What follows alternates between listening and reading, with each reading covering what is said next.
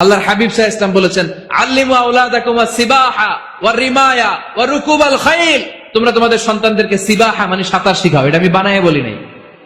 কোন বর্ণনা এসেছে সাইয়েদনা ওমর ফারুক বলতেন, কোন বর্ণনা এসেছে আল্লাহর হাবিব বলতেন, ছেলে মেয়েদেরকে সাঁতার শেখাও যেন পানিতে ডুবে মারা না যায়। ওয়া রিমায়া মানে কিভাবে তীর মারতে হয় শিখাও। ওই সময় ছিল তীর মারা, এখন হচ্ছে মার্শাল আর্ট, এখন কুংফু, এখন কারাটে। কেমন করে আত্মরক্ষা করবে প্রত্যেক ছেলে মেয়েদের জানার দরকার আছে না নাই? ওয়া রুকুবাল খাইল, কেমন করে ঘোড়ায় চড়তে হয় শিখাও। তখন ছিল ঘোড়ায় চড়া, এখন হইতেছে গাড়িতে চড়া। পাবলিক বাসে কেমনে চলতে হয়, পাবলিকলি কিভাবে মিশতে হয় জানার দরকার আছে না নাই? ছেলে মেয়েটারে মাঝে মাঝে বাজারে পাঠান, ওরে কিছু কিনে আনতে দেন। ও যদি লস করেও আসে তারপরেও দেন, ওর শিখার দরকার আছে না নাই? ল্যাঙ্গুয়েজ শিখান, ছেলে মেয়েদেরকে একাধিক ল্যাঙ্গুয়েজ শিখাবেন। প্রথমে শিখাবেন শুদ্ধ মাতৃভাষা, ঘরে শুদ্ধ ভাষায় কথা বলার চেষ্টা করুন।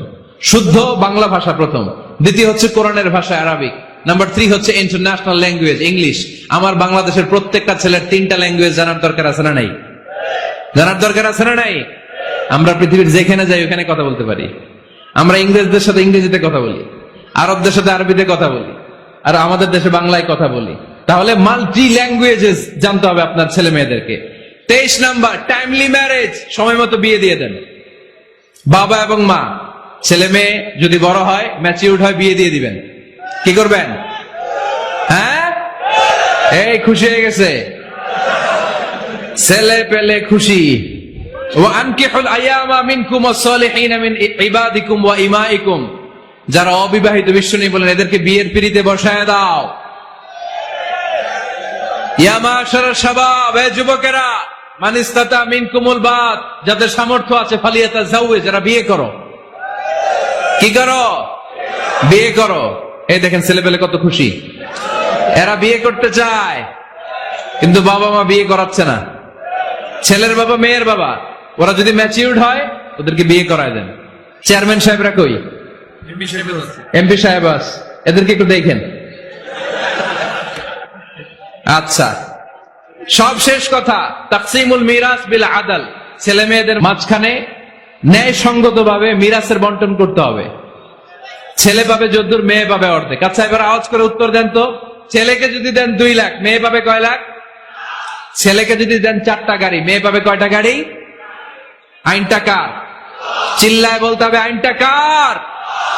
রব্বুল আলামিন বলেন, ইউসিকুমুল্লাহু ফি আওলাদিকুম লিযযাকারি মিসলু হাযযিল উনসায়াইন। আল্লাহ বিধান দিলেন, ছেলে পাবে যতটুকু, মেয়ে পাবে তার অর্ধেক।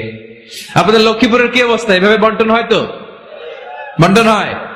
অনেক বাবা আছে, মেয়েরে বলে, মা তোর ভাইরে সব দিয়ে দিলাম, তোর লেগে দোয়া করে দিলাম। কত বড় ডাকাই! অনেক মা আছে, ছেলের পাতে মুরগির রান দেয়, মেয়ের পাতে মুরগির ঠ্যাং দেয়। আছে না নাই? ওই মা বাবাদের শেষ জীবনটা দেখবেন ছেলের বাড়িতে কাটে না, মেয়ের জামাইয়ের বাড়িতে কাটে।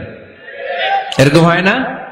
প্রকৃতির খেলা বড় খেলা, এজন্য ইনসাফের সাথে এটা বন্টন করবেন। 25 নাম্বার পয়েন্ট, সর্বশেষ পয়েন্ট, সূরা লোকমানে আল্লাহ তাআলা প্রত্যেক বাবা তার ছেলেকে কি কি পরামর্শ দিবে, কি কি আদেশ দিবে, কি কি নাসিহাত দিবে, সূরা লোকমানের 12 নম্বর আয়াত থেকে 19 নম্বর আয়াত।